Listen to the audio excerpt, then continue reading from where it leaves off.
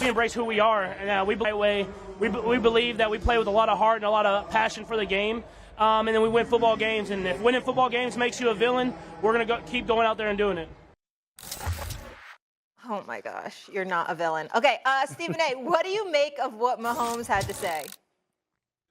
Well, like you said, you started off. I mean, he's not a villain, but the reality is that he prioritizes winning. He's the greatest quarterback in the game, one of the greatest quarterbacks ever. I mean, how many people he's trying to become just the fourth quarterback to win 4 Super Bowl championships. He's already played. This is going to be his 5th Super Bowl start. We know what he brings to the table. When you think about him in all-time wins, it's Tom Brady in the postseason, and then there's him.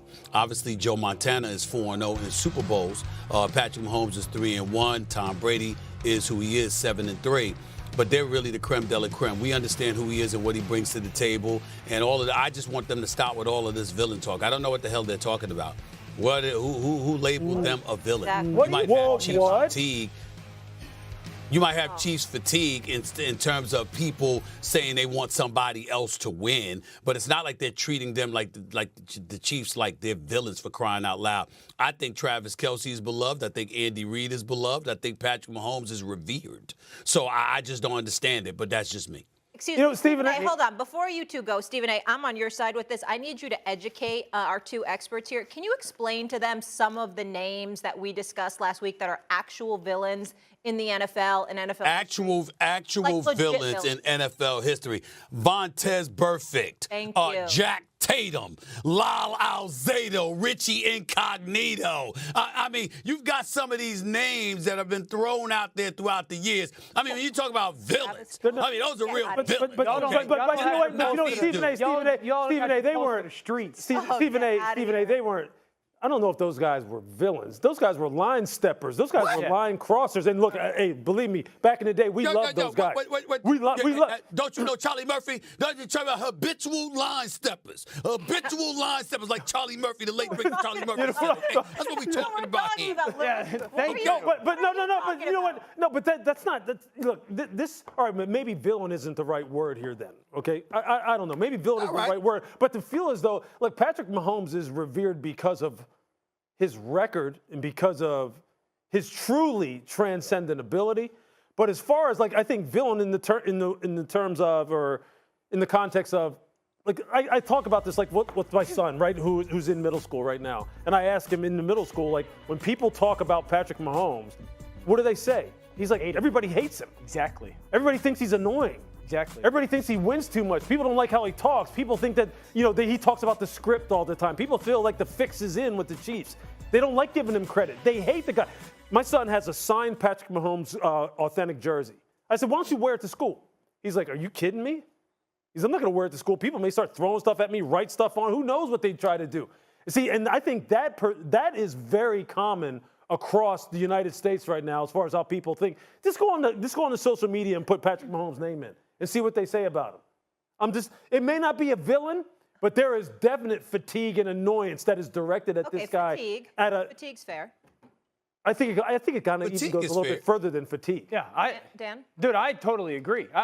If you have the conversation, again, quarterback, Joe Burrow doesn't get this call, Patrick Mahomes will get this call. Oh. Josh Allen doesn't get this call, Patrick Mahomes will get this call. I mean, we've had conversations this year of, is Patrick Mahomes pushing the boundary too much with some of the late hits and when he's sliding and whatnot? There is no question.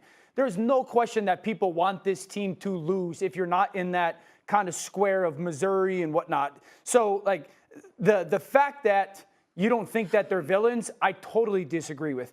What was the main question? I have a question while you gather your thoughts. What was the main question? Have you ever seen the movie The Lion King? Which one? Both the Lion Kings. Yeah. The new one the by original Disney was far greater phenomenal, than the or remake. the original. Okay, yeah. they're both Disney. Mufasa is fantastic. Okay, Mufasa. Okay.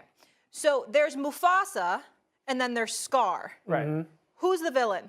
Well, yes, the villain is Scar. Thank you. I'm just, okay. Right. Are you saying Mahomes is Mufasa? No, sorry. You're saying Mahomes is Scar? No, what I'm saying is... Get out of here. Go sit down somewhere. What I'm saying is football fans don't want the Chiefs to win. No question. Fair, football fans are tired of Patrick winning. What would be the appropriate term to attach to them? They got a high but why are they? Well, hold on. Why are they annoying?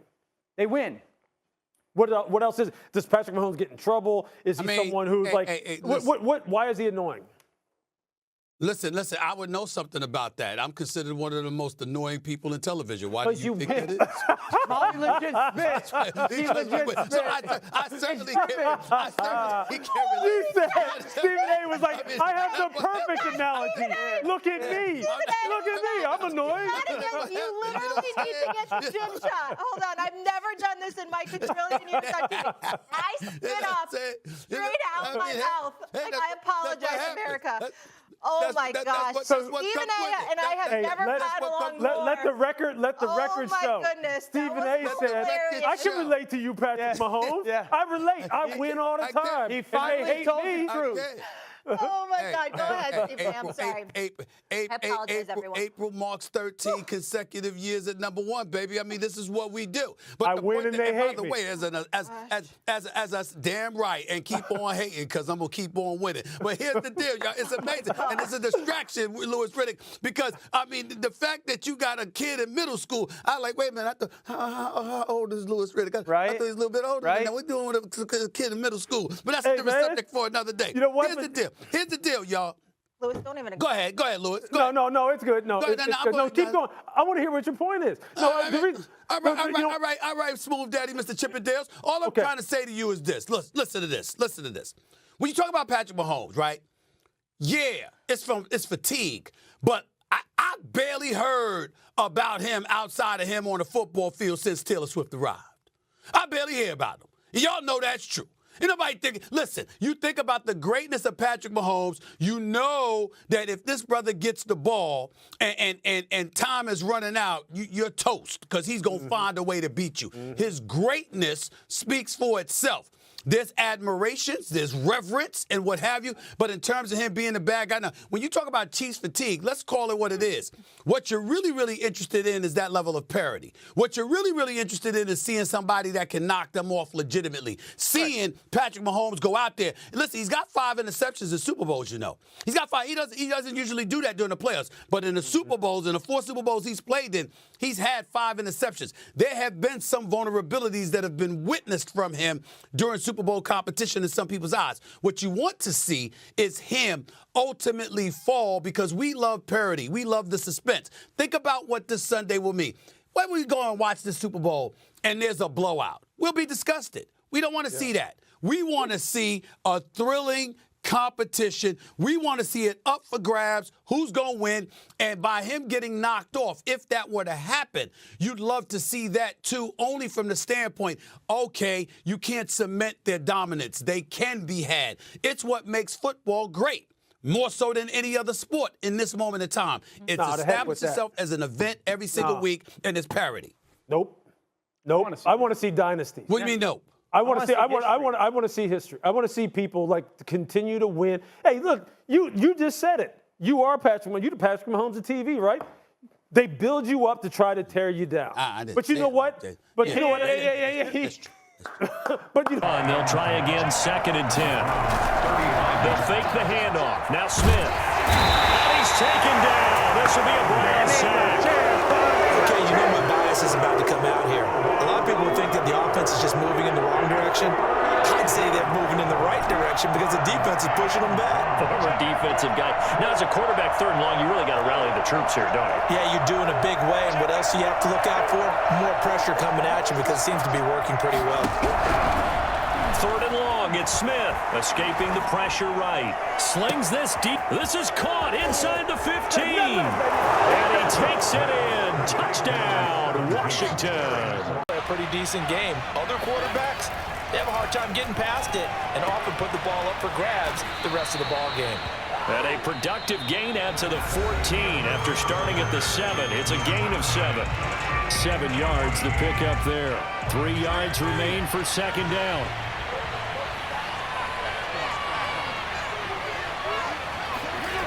Fitzpatrick now.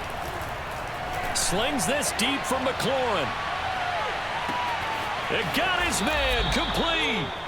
And all the way down to the 24-yard line. Quite a show of arm strength right there. That was in the air for a long time, and it was on target, too. And from where we sit, if you had told me that that ball was somehow going to get from point A to point B, I would have told you no way. I mean, that was an absolute cannon shot, and he still dropped it right on the money, too. And that ball traveling 68 yards in the air, according to Next Capital and FedEx Field in Landover, Maryland. They love their football in this part of the country, and this crowd is ready to go as their guys will match up with the Buffalo Bills.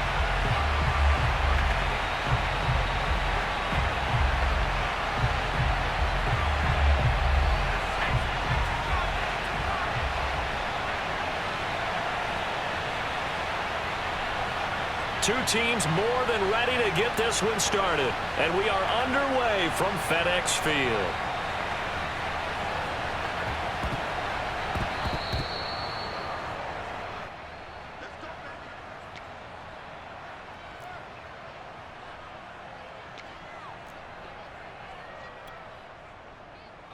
Ball up to the 35 now as they come up on 1st and 10.